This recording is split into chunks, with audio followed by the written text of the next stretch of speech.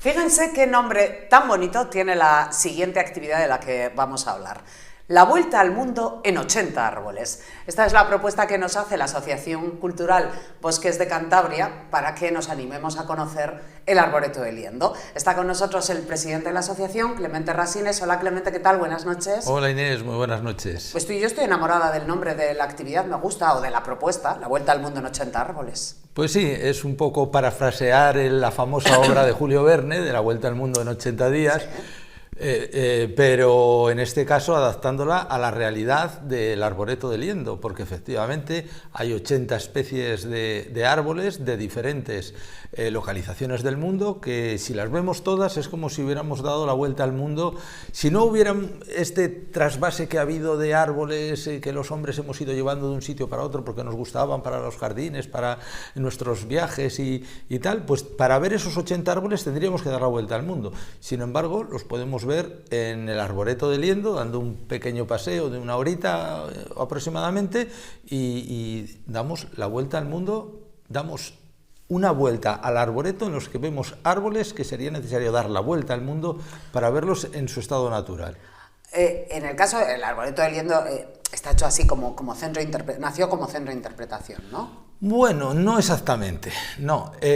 Hay que distinguir dos conceptos que van en los carteles y en la difusión que hacemos de la actividad, van unidos, que es el de centro de interpretación del bosque y arboreto, pero son cosas diferentes. El arboreto es un jardín botánico, un espacio abierto, al aire libre. Si quieres luego hablamos un poco del origen de este arboreto, que originariamente era un bosque, era un robledal mixto, y dentro de ese enclave, por su singularidad, en el siglo XV-XVI se construyó una ermita, que fue antiguo hospital de peregrinos del Camino de Santiago. Esa ermita, afortunadamente, se ha conservado hasta nuestros días. En los años 90, finales de los 90, el ayuntamiento tuvo el acierto de restaurar la ermita, y en su interior se instaló una exposición que constituye un centro de interpretación de los bosques de Cantabria. Entonces, en ese sentido, tenemos dentro del espacio arbolado, que ahora si quieres hablamos un poco cómo adoptó la forma que tiene en la actualidad. Dentro de ese espacio arbolado donde estaba la ermita hay un centro de interpretación, pero además está el espacio arbolado, está el jardín donde se encuentran las 80 especies con las que podemos dar la vuelta al mundo. Vale, o sea que el número 80 no era simbólico, o sea, es real.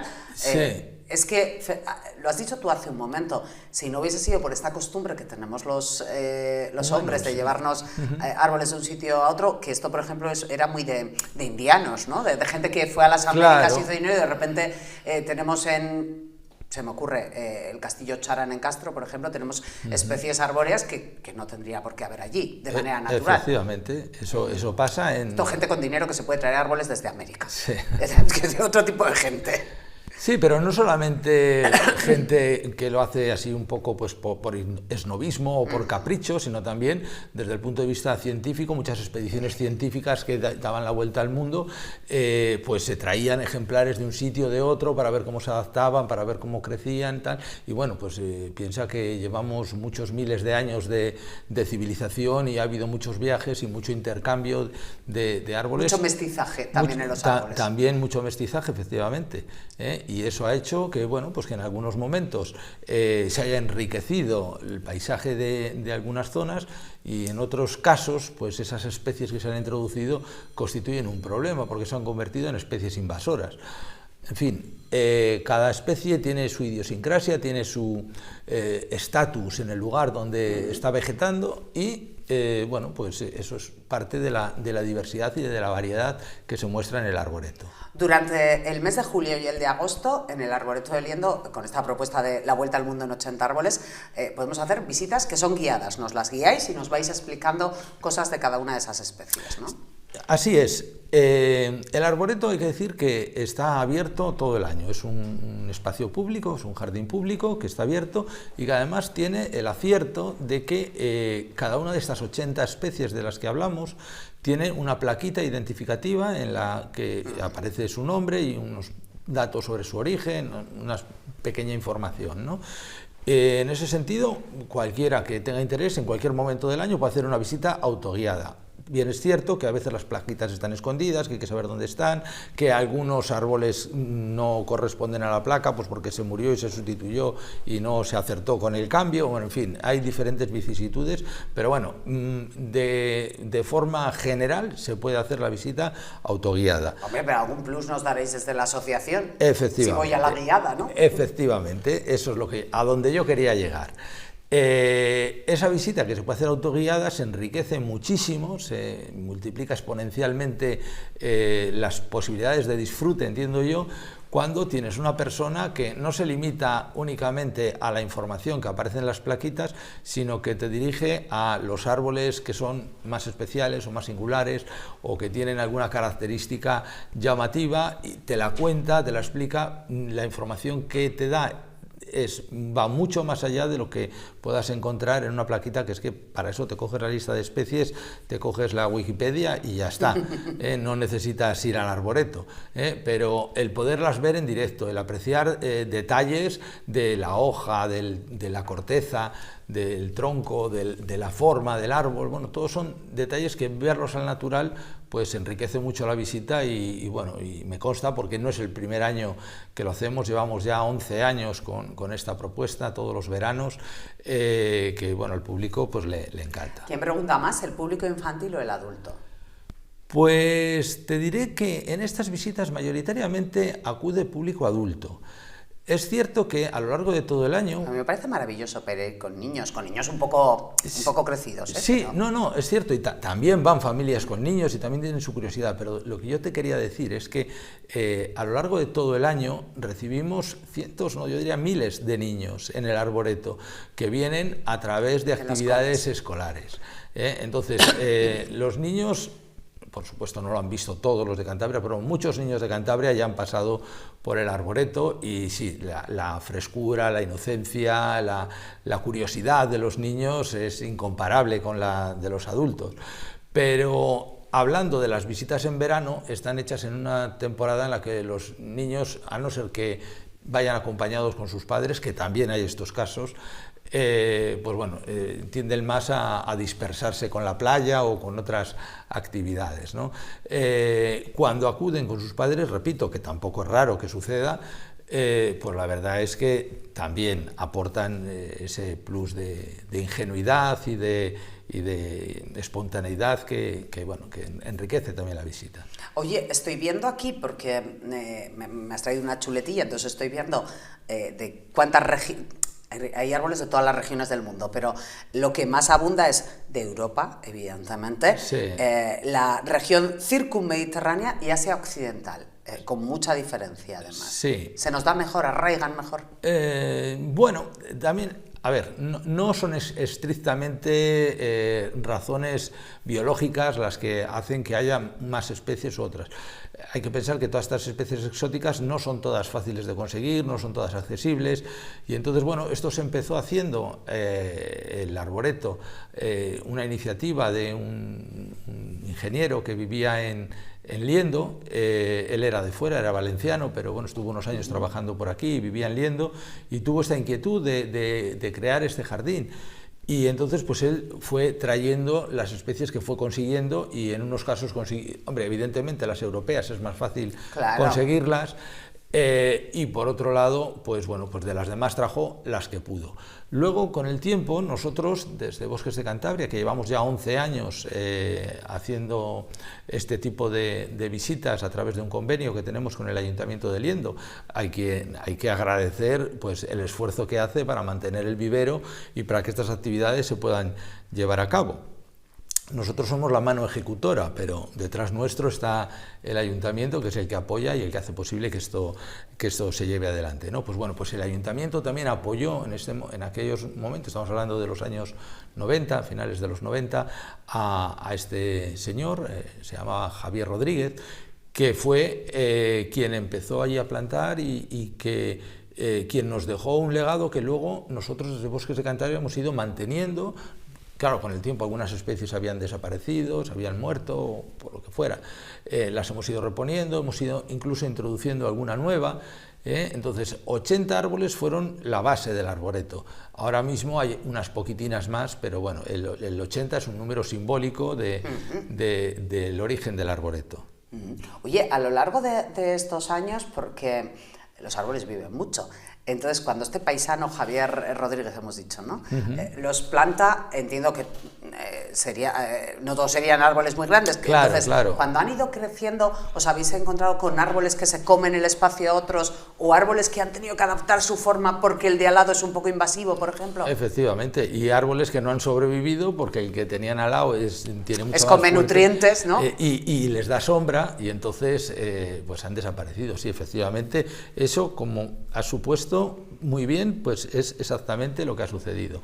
En general no, en general los árboles tienen su espacio y han podido crecer la mayoría, pero sí que hay casos, te puedo decir, por ejemplo, los castaños, que son árboles Son grandes los castaños. Son grandes, pero tardan en crecer, son de crecimiento lento, pues se plantaron en una zona donde sus vecinos se los comieron con patatas, sirva la expresión, les ocuparon todo el espacio, les dieron mucha sombra y los castaños pues no prosperaron, estaban raquíticos. Bueno, esos son, por ejemplo, unos de los que hemos tenido que sustituir.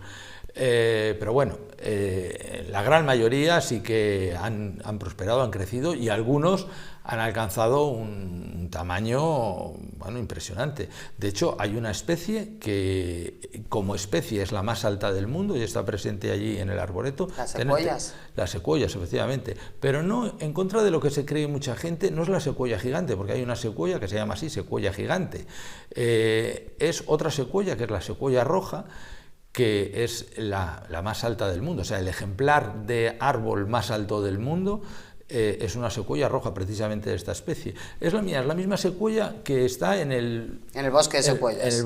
En el mal llamado bosque de secuoyas de Cabezón. Me hace mucha gracia que a los que sabéis de árboles no os gusta lo de bosque de secuoyas porque no es un bosque. Porque no es un bosque, efectivamente. Es una plantación. Es como quien habla de un bosque de eucaliptos en Cantabria. Pues no, en Cantabria no hay bosques de eucaliptos, hay eucaliptales, y hay una plantación de secuoyas muy bonita, muy espectacular, y a mí me encanta ir a disfrutar de las secuoyas, pero no es un bosque.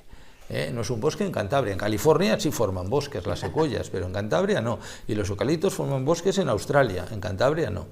Bueno, tenemos secuoyas en el arboreto. Sí, lo que te quería decir es que los ejemplares más altos que hay en el arboreto precisamente son secuoyas, porque es una especie que genéticamente está diseñada para crecer muy alto, y en los 30 años que llevan creciendo allí, pues ya tienen más de 30 metros de altura. Yo voy a dar mi mini recomendación a los que vayan a ir. Bueno, primero, que es pedir cita previa, que si somos un grupo, llamar y avisar. Sí, ¿no? Este año en eso hay que insistir, porque es imprescindible para hacer las visitas reservar con antelación. No es necesario tener conocimientos, no es necesario pagar nada porque es una actividad subvencionada por el ayuntamiento.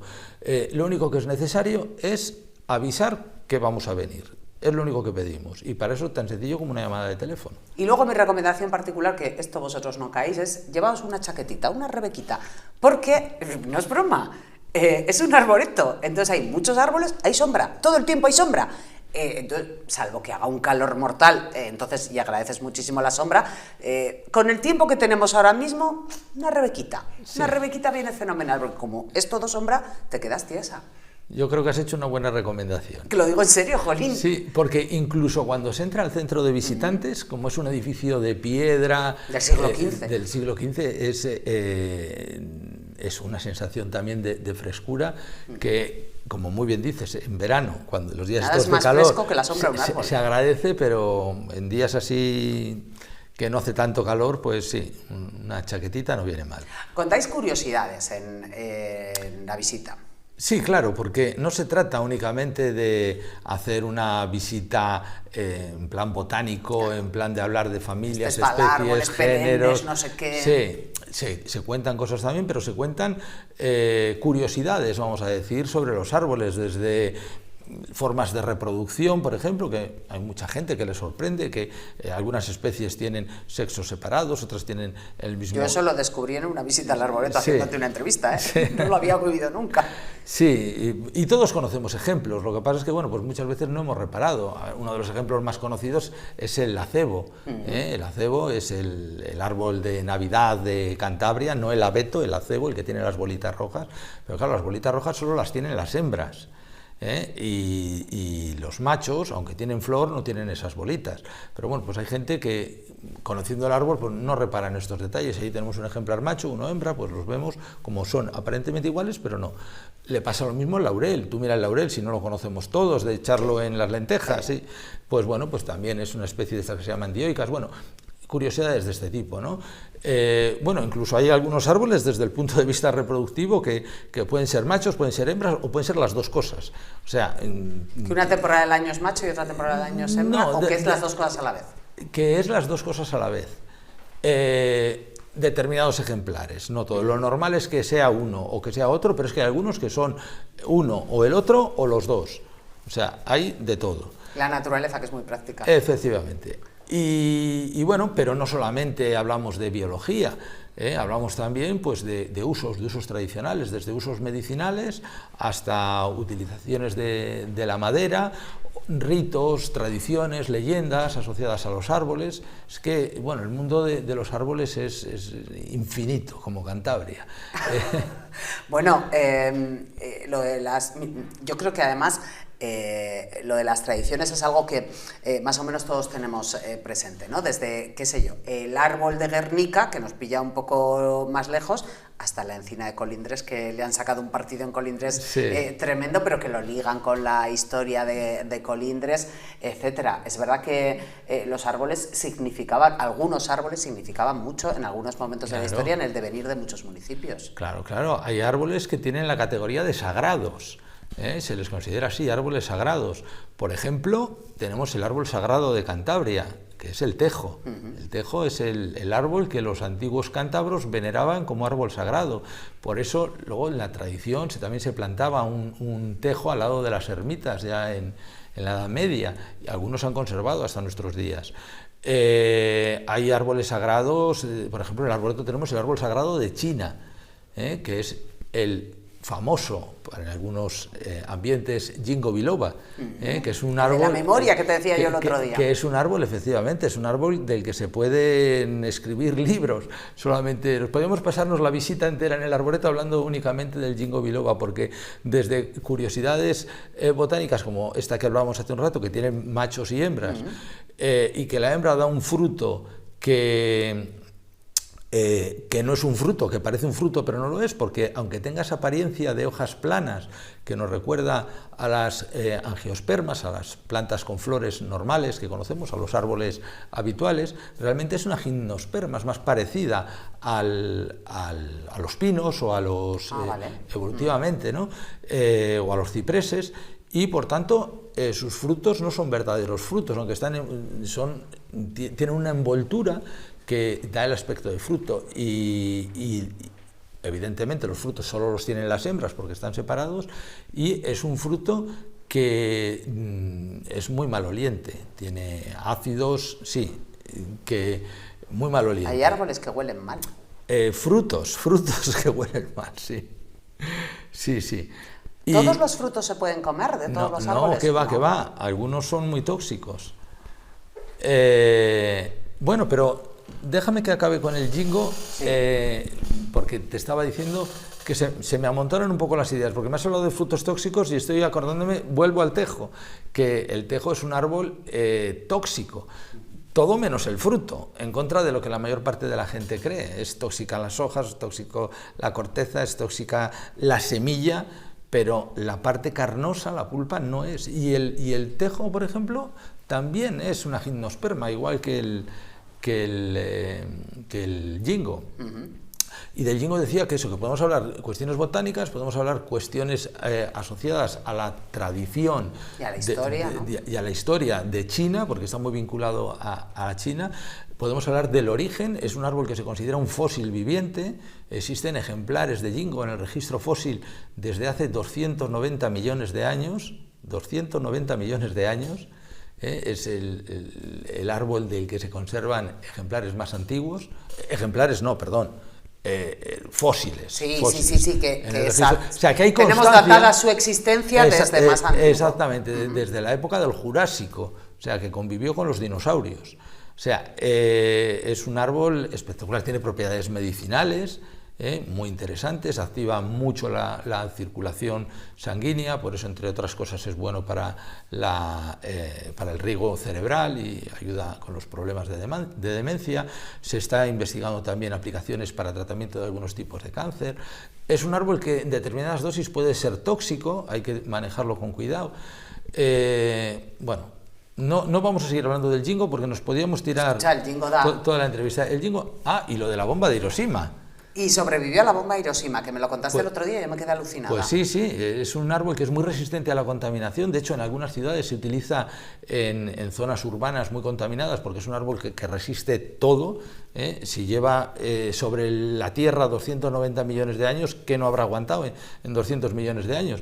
Y, entre otras cosas, pues a 1 kilómetro del epicentro donde cayó la bomba de Hiroshima sobrevivió un ejemplar de Ginkgo biloba, que estaba precisamente plantado al lado de un templo budista, porque es el árbol sagrado de los budistas, estaba al lado de un templo budista, por este carácter sagrado que tenía, y bueno, pues la bomba no respetó ni zonas sagradas, se aniquiló todo ser viviente en un radio de 10 kilómetros, y a 1 kilómetro donde cayó la bomba, ahí se quedó tieso y viviendo un Ginkgo biloba. El milagro de la naturaleza. Clemente, lo tenemos que dejar aquí porque me come el tiempo, como casi siempre que yo hago una entrevista me come el tiempo. Llamar con antelación, simplemente para reservar, por una cuestión de organización, visitas a las 12 del mediodía y a las 6 de la tarde, ¿no? Así es, todos los días de martes a sábado, y los sábados no hay visita por la tarde. O sea, por la mañana es de martes a sábado a las 12 y por la tarde de martes a viernes a las 6. ¿Teléfono para llamar? Te lo digo yo. Sí, porque no me lo sé de memoria. 621-201-536 o el 609-668-673. Pero entran en Bosques de Cantabria y está toda la información, que es muy fácil localizarlo. Clemente Rasines, presidente de la Asociación Cultural Bosques de Cantabria, mil gracias por haber estado con nosotros. La siguiente visita en el Arboreto. Un placer, cuando queráis. Hacemos una pequeña pausa y ahora seguimos.